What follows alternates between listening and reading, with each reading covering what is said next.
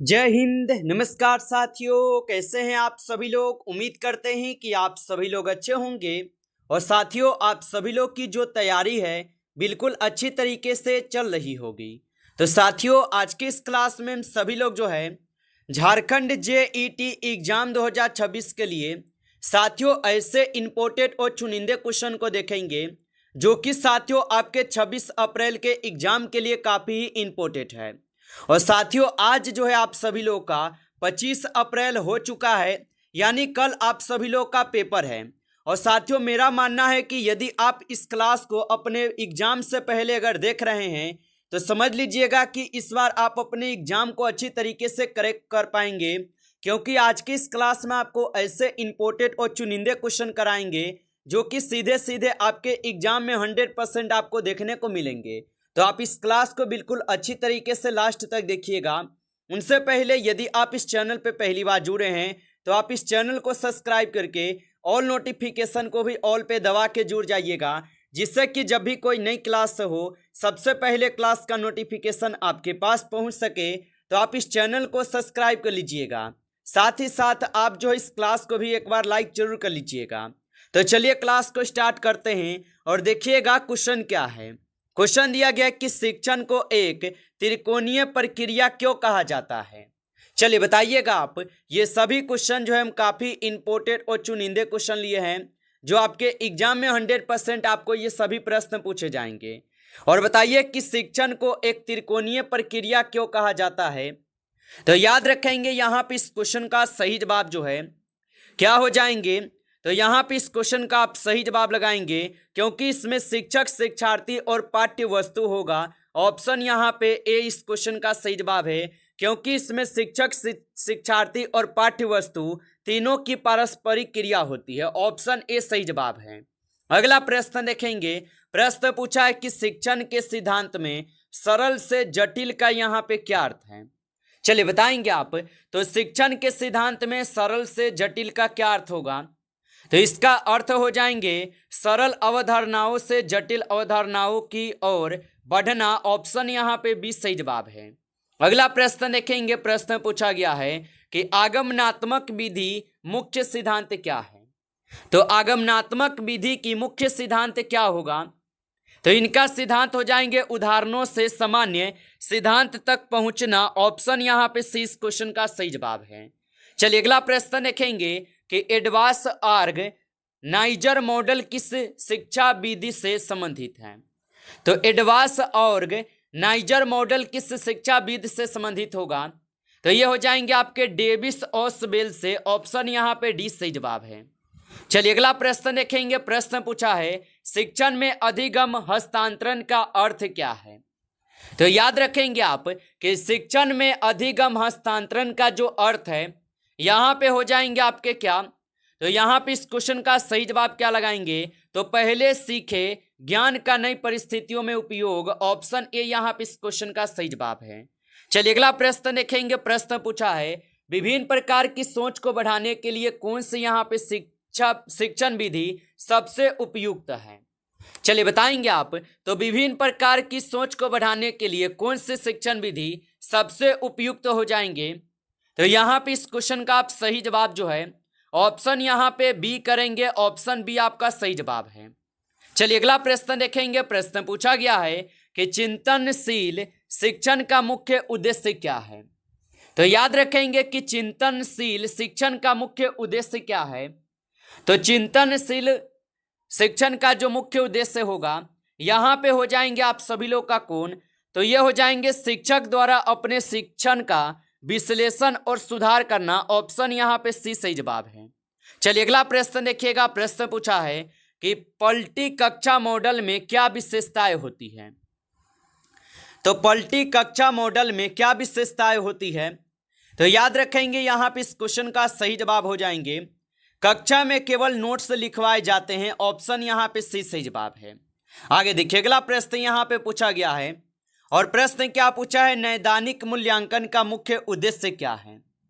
तो याद रखेंगे कि नैदानिक मूल्यांकन का मुख्य उद्देश्य क्या है। तो नैदानिक मूल्यांकन का मुख्य उद्देश्य जो है सीखने की कठिनाइयों की पहचान करना होगा। ऑप्शन ए यहाँ पे सही जवाब है। चलिए अगला प्रश्न देखेंगे कि सहकर्मी शिक्षण मुख्य लाभ क्या है। तो सहकर्मी शिक्षण का मुख्य लाभ क्या होगा। तो सहकर्मी शिक्षण का मुख्य लाभ जो है छात्रों के बीच असहयोग और समझ बनाना। ऑप्शन यहाँ पे सी सही जवाब है, छात्रों के बीच सहयोग और समझ बढ़ाना होगा। अगला प्रश्न देखेंगे अनुमानित विधि में शिक्षक की भूमिका क्या होती है। चलिए बताएंगे आप। तो अनुमानित विधि में शिक्षक की भूमिका क्या होती है। तो याद रखेंगे इनकी भूमिका जो हो जाएंगे यहाँ पे हो जाएंगे मार्गदर्शक और सहायक। ऑप्शन यहाँ पे बी सही जवाब है, मार्गदर्शक और सहायक है। चलिए अगला प्रश्न देखेंगे कि सीखने की अवस्था का संबंध किससे है। चलिए बताएंगे आप। तो सीखने की अवस्था का संबंध किससे हो जाएगा। तो सीखने की अवस्था का जो संबंध हो जाएगा ये हो जाएंगे किससे। तो यहाँ पे इस क्वेश्चन का आप सही जवाब जो है ऑप्शन यहाँ पे सी कीजिएगा, अभ्यास के साथ सीखने की प्रगति। ऑप्शन यहाँ पे सी सही जवाब है। अगला प्रश्न देखेंगे, प्रश्न पूछा है और प्रश्न क्या है कि टीम टीचिंग का मुख्य उद्देश्य क्या है। तो याद रखेंगे कि टीम टीचिंग का मुख्य उद्देश्य क्या है। तो टीम टीचिंग का जो मुख्य उद्देश्य होगा ये एक से अधिक शिक्षकों द्वारा सहयोगात्मक शिक्षण होगा। ऑप्शन यहाँ पे डी सही जवाब है, याद रखेंगे। अगला प्रश्न देखेंगे, प्रश्न है कि मचान की अवधारणा किससे संबंधित है। तो याद रखेंगे कि मचान की अवधारणा किससे संबंधित होगा। तो ये संबंधित हो जाएंगे आपके वायोगोत्स्की से। ऑप्शन ए यहाँ पे इस क्वेश्चन का सही जवाब है। चलिए अगला प्रश्न देखिएगा, प्रश्न है कि निकटवर्ती विकास का क्षेत्र किस सिद्धांत का भाग है। चलिए बताएंगे आप। और आप अभी तक इस क्लास को लाइक नहीं किए हैं तो आप इस क्लास को लाइक कर लीजिए। नए जुड़े हैं आप इस चैनल पे तो चैनल को सब्सक्राइब करके ऑल नोटिफिकेशन को ऑल पे दबा के जुड़ जाइए, जिससे कि जब भी कोई नई क्लास हो सबसे पहले क्लास का नोटिफिकेशन आपके पास जो है पहुंच सके। तो आप इस चैनल को सब्सक्राइब कर लीजिएगा। और निकटवर्ती विकास क्षेत्र किस सिद्धांत का भाग है। तो याद रखेंगे यहाँ पे इस क्वेश्चन का सही जवाब जो है ऑप्शन यहाँ पे बी हो जाएंगे, सामाजिक संस्कृति अधिगम सिद्धांत। ऑप्शन यहाँ पे बी आपका सही जवाब है। चलिए अगला प्रश्न देखेंगे, रचनावादी शिक्षण का मुख्य सिद्धांत क्या है। तो रचनावादी शिक्षण का मुख्य सिद्धांत क्या होगा। तो रचनावादी शिक्षण का मुख्य सिद्धांत होता है यहाँ पे विद्यार्थी स्वयं ज्ञान का निर्माण करते हैं। ऑप्शन यहाँ पे सी सही जवाब है। आगे देखिए अगला प्रश्न यहाँ पे पूछा गया है कि रचनात्मक मूल्यांकन की सबसे महत्वपूर्ण विशेषता क्या है। चलिए बताएंगे आप। तो रचनात्मक मूल्यांकन की सबसे महत्वपूर्ण विशेषता क्या होगा। तो रचनात्मक मूल्यांकन की सबसे महत्वपूर्ण विशेषता जो है सीखने की प्रक्रिया के दौरान निरंतर मूल्यांकन होगा। ऑप्शन यहाँ पे डी सही जवाब है। अगला प्रश्न यहाँ पे है, शोध में निगमनात्मक पद्धति का प्रमुख आधार क्या होता है। तो शोध में निगमनात्मक पद्धति का प्रमुख आधार क्या होता है। तो याद रखेंगे सामान्य सिद्धांत से विशिष्ट निष्कर्षण निकालना। ऑप्शन यहाँ पे बी सही जवाब है। अगला प्रश्न देखेंगे, प्रश्न है निम्न में से कौन सा यहाँ पे मौलिक शोध विशेषता है। चलिए बताएंगे। तो निम्न में से कौन सा मौलिक शोध की विशेषता होगा। तो याद रख लीजिएगा यहाँ पे इस क्वेश्चन का जो सही जवाब हो जाएंगे ऑप्शन यहाँ पे सी हो जाएंगे, सिद्धांतों का विकास। ऑप्शन यहाँ पे सी सही जवाब है। अगला प्रश्न देखेंगे, प्रश्न पूछा है कि शोध में परिकल्पना का मुख्य उद्देश्य क्या होता है। तो याद रखेंगे कि शोध में परिकल्पना का मुख्य उद्देश्य क्या होता है।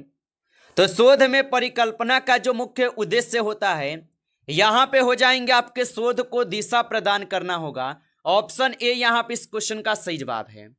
अगला प्रश्न देखेंगे, यदि शोधकर्ता अध्ययन की जा रही जनसंख्या के प्रत्येक सदस्यों को चयन कर समान अवसर देता है तो इसे क्या कहते हैं।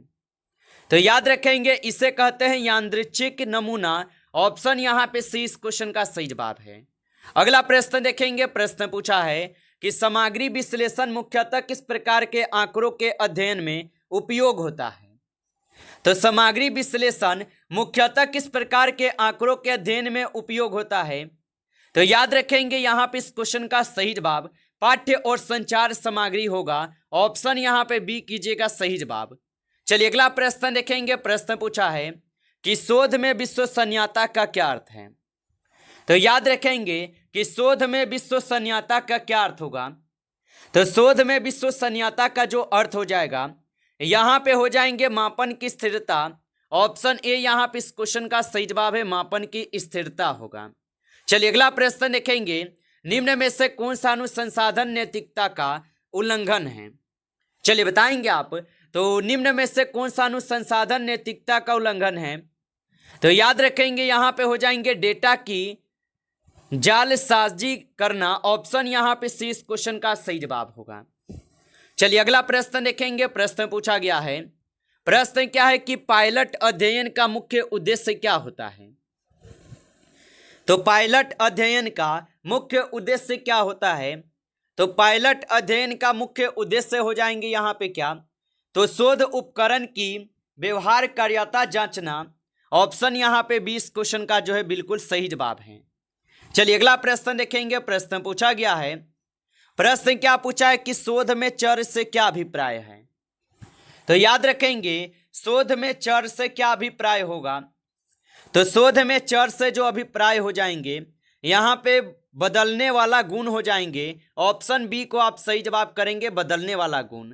चलिए अगला प्रश्न देखेंगे, अनुदैर्ध्य अध्ययन की मुख्य विशेषता क्या है। तो अनुदैर्ध्य अध्ययन की मुख्य विशेषता क्या है। तो याद रखेंगे इनकी विशेषता है लंबे समय तक बार बार अवलोकन। ऑप्शन यहाँ पे 20 क्वेश्चन का सही जवाब है। चलिए अगला प्रश्न देखेंगे, निम्न में से कौन सा शोध डिजाइन का उद्देश्य है। चलिए बताएंगे आप। तो निम्न में से कौन सा यहाँ पे शोध डिजाइन का उद्देश्य होगा। तो यहाँ पे शोध डिजाइन का उद्देश्य जो है शोध को संरचना प्रदान करना होगा। ऑप्शन ए यहाँ पे इस क्वेश्चन का सही जवाब है, शोध को संरचना प्रदान करना। अगला प्रश्न देखेंगे। प्रश्न है कि प्राथमिक डेटा का स्रोत क्या होता है। चलिए बताएंगे आप। तो प्राथमिक डेटा का स्रोत क्या होता है। तो प्राथमिक डेटा का स्रोत जो है शोधकर्ता द्वारा सीधे संग्रहित डेटा हो जाएगा। ऑप्शन ए यहाँ पे इस क्वेश्चन का सही जवाब है। अगला प्रश्न देखेंगे, द्वितीयक डेटा का उदाहरण कौन सा है। चलिए बताएंगे आप। तो द्वितीयक डेटा का उदाहरण कौन सा होगा। तो द्वितीयक डेटा का उदाहरण जो है यहाँ पे हो जाएंगे जनगणना रिपोर्ट। ऑप्शन यहाँ पे सी सही जवाब है, जनगणना रिपोर्ट होगा। आगे देखिए अगला प्रश्न यहाँ पे पूछा गया है, निम्न में से कौन सा गुणात्मक शोध की विशेषता है। चलिए बताएंगे आप। तो निम्न में से कौन सा गुणात्मक शोध की विशेषता है। तो यहाँ पे हो जाएंगे अनुभव और व्याख्या का अध्ययन। ऑप्शन यहाँ पे 20 क्वेश्चन का सही जवाब है। अगला प्रश्न देखेंगे कि संदर्भ सूची का मुख्य उद्देश्य क्या है। तो संदर्भ सूची का मुख्य उद्देश्य क्या होगा। तो संदर्भ सूची का मुख्य उद्देश्य होता है उपयोग किए गए स्रोतों की सूची देना। ऑप्शन यहाँ पे सही जवाब है, उपयोग किए गए स्रोतों की सूची देना। नमस्कार साथियों, इस क्लास में आपके टॉप 35 क्वेश्चन थे जो काफी इंपॉर्टेंट क्वेश्चन थे। साथियों यदि आपको क्लास अच्छा लगा हो तो आप इस क्लास को लाइक कर लेंगे।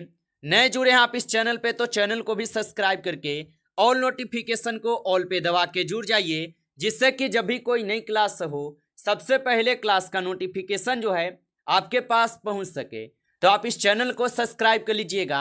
चलिए फिर मिलते हैं आपसे एक नेक्स्ट टॉपिक के साथ नेक्स्ट क्लास में। तब तक के लिए जय हिंद, जय भारत।